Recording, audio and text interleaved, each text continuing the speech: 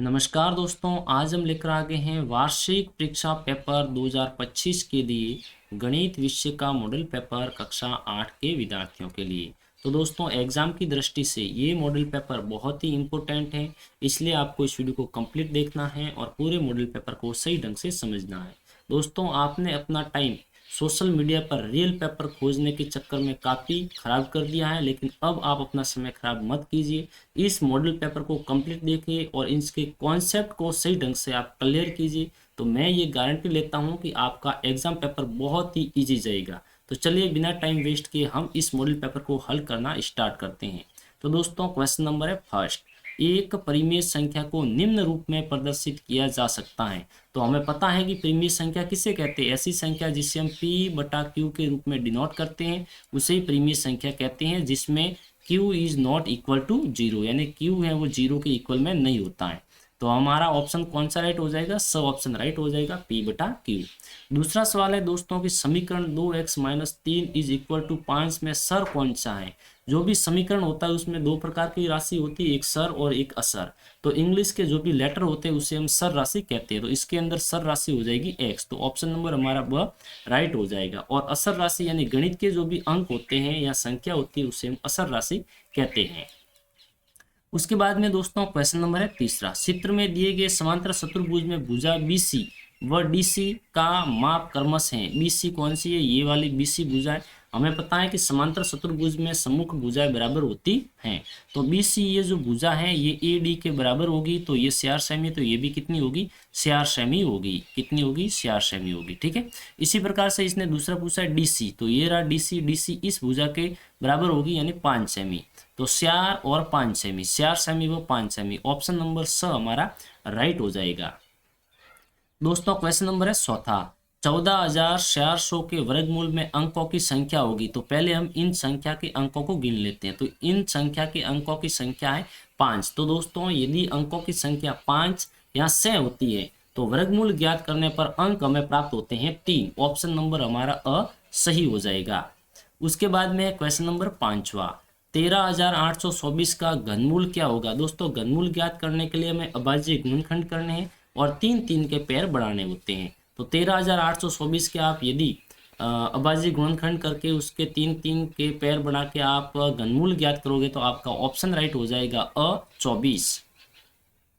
उसके बाद में छठा क्वेश्चन है कि 8% वार्षिक की दर से 20,000 इकाई दाई सैकड़ा हजार 10,000 20,000 रुपये का 2 वर्ष के लिए चक्रवृद्धि ब्याज होगा। चक्रवृद्धि ब्याज ज्ञात करना, तो चक्रवृद्धि ब्याज ज्ञात करने का सूत्र होता है A is equal to P कोष्टक 1 + -r/100 घात n। तो उस सूत्र के अकॉर्डिंग हम इसको सॉल्व करेंगे तो हमारा आंसर द राइट हो जाएगा 3,328। ठीक है, ये क्या हो जाएगा? ब्याज हो जाएगा। ठीक है, चक्रवृद्धि ब्याज 3,328, ऑप्शन नंबर द हमारा राइट हो जाएगा। उसके बाद में दोस्तों 7वां क्वेश्चन है, यदि x बराबर 2 व y बराबर 3 हो तो 3x + 3y का मान होगा। तो x के स्थान पर हमें कितना मानना है? 2 मानना है, और y के स्थान पर कितना मानना है? 3 मानना है। तो 3 दूनी 6, यहाँ पर तो ये हो रहे हैं 6 + 3y का मान मानना है हमें 3, तो 3 को 3 से मल्टीप्लाई करेंगे 9, 9 + 6 होते हैं हमारे 15। तो ऑप्शन नंबर अ है जो हमारा सही हो जाएगा। उसके बाद में 8वां क्वेश्चन है, 2 × 4 की घात 2 का सरल होगा। इसको सरल रूप में लिखेंगे तो यदि किसी कोष्टक के बाहर घात है तो वो कोष्टक के अंदर जितनी भी संख्या उन सभी की घात सम्मानी मानी जाएगी। तो 2 की घात भी 2 मानी जाएगी और 4 की घात भी 2 मानी जाएगी। तो ऑप्शन नंबर है जो हमारा अ सही हो जाएगा। उसके बाद का क्वेश्चन है जो अति लघुत्रात्मक प्रश्न है। दोस्तों राज्य के अलग अलग जिलों में अलग अलग टाइप का क्वेश्चन पेपर आ सकता है, लेकिन आपका जो सिलेबस है वह सेम ही रहने वाला है। तो इसलिए आपको घबराना नहीं है, सिर्फ कॉन्सेप्ट को क्लियर करते जाओ। और दोस्तों यदि आप इस मॉडल पेपर की PDF प्राप्त करना चाहते हैं तो आप हमारे टेलीग्राम चैनल को ज्वाइन कर लेना, जिसका लिंक आपको इसी वीडियो के डिस्क्रिप्शन बॉक्स में मिल जाएगा। वहाँ पर आप अपना क्वेश्चन भी रख सकते हो और आपके क्वेश्चन का आंसर हमारी टीम बहुत जल्द आपको देने वाली है। तो चलिए क्वेश्चन नंबर 9 को हल करते हैं। 5/8 × -16/25 का मान लिखो। तो मान ज्ञात करना, मल्टीप्लाई करना है। तो यदि करते हैं तो काट देते, 8 एकम 8 और 8 दूनी 16, यहाँ पर रह रहे 2, और 5 एकम 5 और 5 को 5 से मल्टीप्लाई करते 25, यानी 5 × 5 = 25। क्या बच रहा है, -2/5। आंसर आ जाएगा -2/5। एग्जाम में आपको इसको थोड़ा सही ढंग से लिखना होगा। उसके बाद का क्वेश्चन है 10वां, 3x + 5 + 2x/5। यहाँ पर 3x/5 है, प्लस 2x/5 + x/5 को हल कीजिए। जोड़ हो रही है, जोड़ कर देंगे। सिंपल रूप से इनके हर समान है तो हमारा लसअप आ जाएगा 5 और ऊपर वाली संख्या सेम टू सेम लिखी जाएगी, 3x + 2x + x। ओके, अब इन सभी को जोड़ते हैं तो 3 और 2 हो जाएंगे 5, 5 और 1 हो जाएंगे 6x/5। तो हमारा आंसर हो जाएगा 6x/5, या आप 6/5x ऐसे भी लिख सकते हो। इससे आपको कोई दिक्कत होने वाली नहीं, आपका आंसर राइट माना जाएगा। नेक्स्ट क्वेश्चन है 8000 का घनमूल अभाज्य गुणनखंड द्वारा ज्ञात कीजिए। आपको अभाज्य गुणनखंड विधि से 8000 का घनमूल ज्ञात करना है। तो आप अभाज्य गुणनखंड तो आपको आते होंगे, तो उस टाइप से इसको यदि आप अभाज्य गुणनखंड करके इसका घनमूल ज्ञात करोगे तो आपके घनमूल हो जाएगा 20। कितना हो जाएगा, 20। ठीक है। नेक्स्ट क्वेश्चन है 12वां, आपके 80 विद्यार्थी में से 25% गणित में रुचि रखते हैं। 80 विद्यार्थी है, मान लो एक कक्षा में 80 स्टूडेंट पढ़ते हैं, उनमें से 25% गणित में रुचि रखते हैं। तो गणित में रुचि नहीं रखने वाले विद्यार्थियों की संख्या लिखिए। तो हमें पता है कि कुल विद्यार्थी 80, जिसमें से 25% विद्यार्थी हैं जो गणित में अच्छे हैं। तो कितने प्रतिशत गणित में अच्छे नहीं है, 75%। ठीक है, थोड़ा आपको व्यवस्थित लिखना है। गणित में अच्छे विद्यार्थी इतने हैं, तो गणित में इतने प्रतिशत विद्यार्थी अच्छे नहीं होंगे। तो हमें 80 का 75% ज्ञात करना है। तो 80 का 75%, सॉरी 80 का 75%। ठीक है, इस प्रकार से हम हल करेंगे तो 0 to 0 हमारे कैंसिल हो जाएगा। और हम देखते हैं 8 के अंदर भाग देते हैं, 2 का तो भाग जा रहा है हमारे 2 का भाग जा रहा है 4 बार, और इसमें जा रहा है हमारे 2 का भाग 5 बार। 5 का भाग यदि हम 75 में देते तो भाग जाता है हमारे 5 एकम 5, और उसके बाद में 2 बस के 15 बार। कितनी बार जाता है, 15 बार। अब 15 को यदि हम 4 से गुणा करते तो 1500 को 60। तो कितने विद्यार्थी गणित में अच्छे नहीं, 60 विद्यार्थी गणित में अच्छे नहीं हैं। उसके बाद में 13वां क्वेश्चन है दोस्तों, मैं इनके आंसर आपको एग्जाम में किस टाइप से लिखने हैं वो भी आपको दिखा दूंगा। इसके आंसर मैंने ऑलरेडी यहाँ पर लिखे हुए हैं। तो यहाँ पर हमारा 13वां क्वेश्चन रहेगा कि सत्य या असत्य के उपयुक्त पर राइट अंकित करना है आपको। 3/4 × 3/4 × 3/4 का घातांक रूप 3/4 की घात 3। हाँ बिल्कुल, जो संख्या जितनी बार गुणे में है उसकी घात उतनी ही होती है। ये 3 बार गुणे में है तो इसकी घात हो जाएगी 3। ये बात इसकी राइट है। उसके बाद ए कोई अशून्य परिमेय संख्या है, वो n धन पूर्णांक का है, तो a की घात -n बराबर 1/a की घात n हो जाएगा। बिल्कुल राइट है। यदि किसी संख्या की घात माइनस में है तो उसका व्युत्क्रम करने पर उसकी घात प्लस में कन्वर्ट हो जाती है। तो ये भी बात इसकी है, सत्य है। उसके बाद में तीसरा क्वेश्चन है, किसी संख्या को इकाई पूर्णांक व 2 की घातांक रूप में गुणनखंड में प्रदर्शित करना ही मानक रूप कहलाता है। बिल्कुल असत्य बात है इसकी। ठीक है, ये इसकी बात गलत है। उसके बाद में है चौथा कि 4/5 की घातांक 50 में घातांक 4/5 है। नहीं, इसकी घातांक तो है 50। तो आपको मुझे बताना है कि 4/5 क्या है। तो ये बात तो इसकी है असत्य, लेकिन आपको उसमें मुझे बताना है 50 तो घातांक है, तो ये 4/5 इसको हम क्या कहेंगे, आंसर कमेंट करके बताना है। यदि समय है तो और एग्जाम नजदीक है तो आपको अपनी तैयारी में लगे रहना है, कोई कमेंट की आवश्यकता नहीं है। नेक्स्ट क्वेश्चन है 10 सेमी भुजा वाले 2 ठोस घनों को साथ साथ रखने पर प्राप्त घन का आयतन खाली जगह होगा। 2 घन है, मान लो कि इस प्रकार से मैं आपको बता देता हूँ हल करके बना के भी। ये मान लो एक आपके घन है, ठीक है, इसके पास में एक और घन रखा जाता है इसी टाइप का ही। तो वो इस टाइप से मैं यहाँ पर डिजाइन कर देता हूँ इस प्रकार से, और ये हो जाएगी लाइन इस प्रकार से। इस प्रकार से हम मान लेते हैं कि इसका घन, ये 2 घन रखेंगे। तो ये भी 10 सेमी और ये भी 10 सेमी, तो इसकी लंबाई कितनी होगी, 20 सेमी होगी। ऊंचाई कितनी रहेगी, 10 की 10 रहेगी, और चौड़ाई भी ये रहेगी कितनी, 10 की 10 रहेगी। तो ये घनाभ बन गया। तो इस घनाभ का आयतन ज्ञात करना है ना। आयतन ज्ञात करने के लंबाई इंटू चौड़ाई इंटू ऊंचाई, तो 10 × 10 × 20 = 2000। कितने हो जाएंगे, 2000। सेमी में है तो सेमी क्यूब, ठीक है, सेमी क्यूब। तो ऑप्शन नंबर ये फर्स्ट वाला हमारा राइट माना जाएगा। उसके बाद में सेकंड में एक समचतुर्भुज का क्षेत्रफल 240 सेमी स्क्वायर है।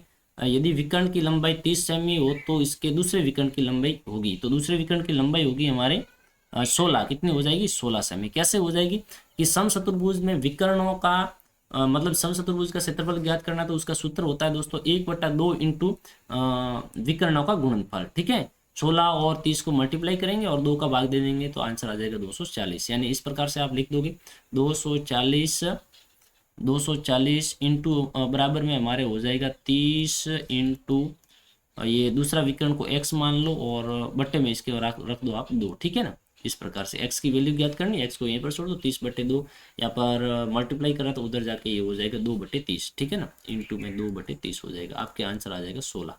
ओके, नेक्स्ट आपके एक क्वेश्चन मेरे ख्याल से पीछे रह गया है, ये तीसरा हमने हल किया है, तो एक रह गया हमारा। एक घन की भुजा CR सेमी हो तो घन का आयतन होगा, एक घन की भुजा CR है तो उसका आयतन हो जाएगा 64, यानी CR की घात 3, तो CR की घात 3 ऑप्शन नंबर दूसरा वाला राइट हो जाएगा। उसके बाद में स्तंभ अ को स्तंभ ब से आपको मिलान करना है, ये लंबाई चौड़ाई दी गई और यहाँ पर क्षेत्रफल दिया गया किसी आयत का। ओके, तो P और Q, तो P को Q से गुणा करेंगे, PQ ये इससे मिलान कर जाएगा। ठीक है, इससे मिलान करेगा ये, और उसके बाद में 10 m और 5 n, तो 10 पंजे 50 mn, 50 mn से ये मिलान करेगा।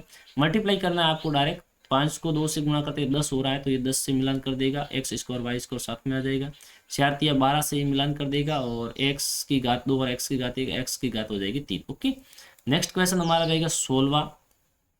निम्न आलेख किसी सप्ताह में प्रत्येक दिन के लिए पूर्वानुमानित तापमान तथा वास्तविक तापमान को दर्शाता है। आपको इन आकृति को देख के, मतलब इस ग्राफ को देख के आपको कुछ क्वेश्चन किए गए, उसका आंसर आपको बताना है।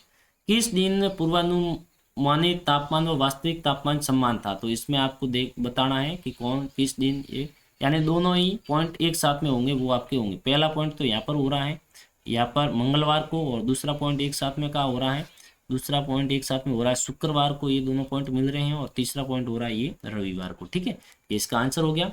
सेकंड है सप्ताह में पूर्वानुमानित अधिकतम तापमान क्या है, सबसे ऊपर जो गया हुआ ग्राफ होगा वो राइट हो जाएगा पूर्वानुमान। ठीक है ना, तो देखते हैं इसके अंदर पूर्वानुमान कौन सा है। पूर्वानुमान में डैश डैश किया गया, तो डैश डैश सबसे ऊपर है, यहाँ पर सबसे ऊपर है, ये कितना हो रहा है 35 डिग्री। ठीक है, 35 डिग्री सेंटीग्रेड। उसके बाद में दोस्तों तीसरा है सप्ताह में वास्तविक न्यूनतम तापमान, वास्तविक और न्यूनतम। ठीक है, न्यूनतम मतलब सबसे नीचे वाला, वास्तविक है हमारी डायरेक्ट लाइन की गई हो, ये सबसे नीचे यहाँ पर है, तो ये कितना है 15। ठीक है, 15 डिग्री सेंटीग्रेड। और उसके बाद के क्वेश्चन पर हम चलते हैं, बाद में किस दिन वास्तविक तापमान व पूर्वानुमान तापमान में अंतर सर्वाधिक है, तो दोनों के बीच में सबसे ज्यादा गैप होगा, वही ज्यादा हमारा डिफरेंट रहेगा। यहाँ पर तो कम है, यहाँ पर समान है, या थोड़ा है, लगभग 5 का है, और यहाँ पर भी 5 प्लस थोड़ा ज़्यादा है, 7.5 का है, और यहाँ पर ज़्यादा है 5, 5, 10 और लगभग 15 के आसपास है। ठीक है ना, तो ये बृहस्पतिवार के दिन ये सर्वाधिक डिफरेंट था इनके बीच में। उसके बाद के क्वेश्चन को हम हल करते हैं दोस्तों। 17वां क्वेश्चन है, क्या 2352 एक पूर्ण वर्ग संख्या है, पूर्ण वर्ग संख्या है या नहीं, इसका पता करने के लिए हम अभाज्य गुणनखंड करने और दो दो के जोड़े बनाने। दोस्तों यदि दो दो के जोड़े बनते हैं तो वो पूर्ण वर्ग संख्या है, अन्यथा वो पूर्ण वर्ग संख्या नहीं। यदि उन संख्या को पूर्ण वर्ग संख्या बनाना है गुणा करके, तो जिसकी कमी पड़ रही है, जिस जोड़े की कमी पड़ रही, फॉर एग्जाम्पल मान लो कि आपके इस प्रकार से जोड़े बन रहे 3 × 3 × 4, तो अब जोड़ा किसका नहीं बन रहा है, CR का नहीं बन रहा है। गुणा करना है तो CR से गुणा करेंगे, इस संख्या को पूर्ण वर्ग संख्या बन जाएगी। भाग करना है तो भी इसका ही भाग देना है, पूर्ण वर्ग संख्या बन जाएगी। अब इसका आंसर किस टाइप से आपको एग्जाम में लिखना है, यहाँ पर मैं आपको दिखा देता हूँ। इस प्रकार से ये आपके अभाज्य गुणनखंड हो जाएंगे।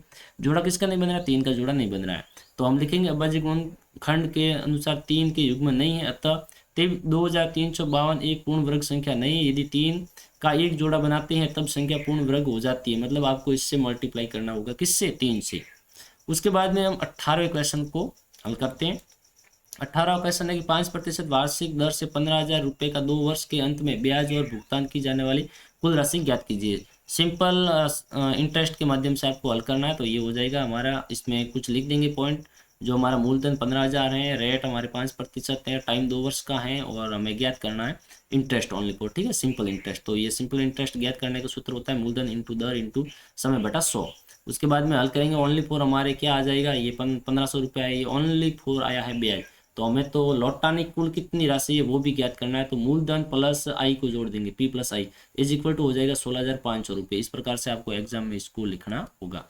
उसके बाद में हमारा है क्वेश्चन नंबर 18 हो गया। 19वां क्वेश्चन है, बोतलों के एक बैच को 25 बॉक्सों में रखा जाता है, जबकि प्रत्येक बॉक्स में 12 बोतलें हैं। यदि इस बैच के बोतलों को इस प्रकार रखा जाए कि प्रत्येक बॉक्स में 20 बोतलें हो तो कितने बॉक्स भरे जाएंगे। अनुपातिक विधि से इसको हल करना है, तो इसका आंसर दोस्तों हमारे कुछ इस टाइप से हो जाएगा। पहले इस प्रकार से हम चारनी बना देंगे, और ये 25/12 हमारे ये है बॉक्सों की संख्या 25 और तो बोतलों की संख्या 12 है, और यदि बॉक्सों की संख्या x है तो बोतलों की संख्या 20 है। इसमें कम ज़्यादा को आपको अनुमान लगा के मल्टीप्लाई कर देना, तो आंसर हमारा आ जाएगा 15। आपको इसी टाइप से सही ढंग से सॉल्व करना है। उसके बाद में 20वें क्वेश्चन की ओर हम चलते हैं। 20वां क्वेश्चन है जिसमें आपको गुणा करना है, या द्विपदी को द्विपदी से गुणा करना है। तो द्विपदी को द्विपदी से हम इस प्रकार से गुणा कर देंगे, पहले x को इस पूरे पद से गुणा कर देंगे, फिर उसमें प्लस कर देंगे हम किसको, -6 को इस पूरे पद से मल्टीप्लाई करके। ठीक है, तो इसका आंसर हमारे अंत में ये मिल जाएगा। उसके बाद में हमारा क्वेश्चन रहेगा दोस्तों 21वां क्वेश्चन इस प्रकार से, एक ऐसे बेलन की ऊंचाई ज्ञात कीजिए जिसका आयतन 1.54 मीटर क्यूब है और इसके आधार का व्यास 140 सेमी है। तो इस क्वेश्चन का आंसर हम इस टाइप से लिख देंगे। 21वां क्वेश्चन था, माना कि बेलन की ऊंचाई s मानेंगे और इस जो फॉर्मूला है वो फॉर्मूला लगा देंगे, और उसके अकॉर्डिंग हमारा आंसर आ जाएगा, ऊंचाई इसकी आ जाएगी 1 मीटर। ठीक है, नेक्स्ट क्वेश्चन है हमारा 22वां क्वेश्चन है, जिसमें ये कुछ पैमाना तालिका के अंदर दिया गया है। इसको आपको क्या करना है, आलेख बनाइए, आपको आलेख बनाना है, राशियों के लिए एक आलेख बनाना है। तो इसका आलेख कुछ इस टाइप से बन जाएगा, इस टाइप से इसका आलेख बन जाएगा। ठीक है, उसके बाद में हमारा क्वेश्चन नंबर है 23वां क्वेश्चन है जो आपके निम्नांकित प्रश्न है। इसमें आपको पाई चार्ट बनाना है, लोगों की संख्या दर्शाता है, आपको क्या करना है, पाई चार्ट खींचना है। या फिर ये अथवा में क्वेश्चन रहेगा, सड़क सर्वे के दौरान 400 व्यक्ति थे, नियमों का पालन नहीं करने वाले वृत्त त्रिज्य चित्र में दर्शाया गया है। वृत्त चित्र को पढ़कर आपको नीचे कुछ क्वेश्चन दिए गए हैं ये वाले, तो इस क्वेश्चनों के आंसर करने। तो चलिए इन सभी के आंसर मैं आपको एक साथ में दिखाई देता हूँ। तो ये हमारे आंसर रहेगा 23वें का। पहले तो पाई चार्ट बनाना है, तो प्रत्येक का केंद्रीय कोण ज्ञात करेंगे। उसके बाद में हम उस प्रकार की सहायता से ये त्रिज्य खंड बना देंगे, पाई चार्ट बना देंगे। और उसके बाद में यदि इसको नहीं करते तो अथवा वाले क्वेश्चन का हमारे इस प्रकार से प्रत्येक क्वेश्चन का आंसर रहेगा। तो वीडियो को पॉज कर करके आपको पढ़ लेना, या फिर हमारे टेलीग्राम चैनल पर जाकर इसका PDF डाउनलोड करके आप सही ढंग से समझ लेना। अब हम 24वें क्वेश्चन को हल करते हैं। 24वां क्वेश्चन हमारे कुछ इस टाइप से रहने वाला है। ये 24वां क्वेश्चन है हमारा, हाँ, जिसमें भी अथवा में क्वेश्चन है, आकृति बेस्ट एक समांतर चतुर्भुज है, तो XYZ का मान आपको ज्ञात करना है। समांतर चतुर्भुज में आपको पता ही है सम्मुख कोण बराबर होते हैं, और एक सरेख पर बनने वाले दो कोणों का योग 180 डिग्री होता है। और यहाँ फिर इन दोनों को ये जो आकृतियाँ दी गई इसमें x और y का मान आपको ज्ञात करना है सेंटीमीटर में। तो इन दोनों के आंसर यहाँ पर मौजूद हैं, यहाँ से आप लिख सकते हो इसके।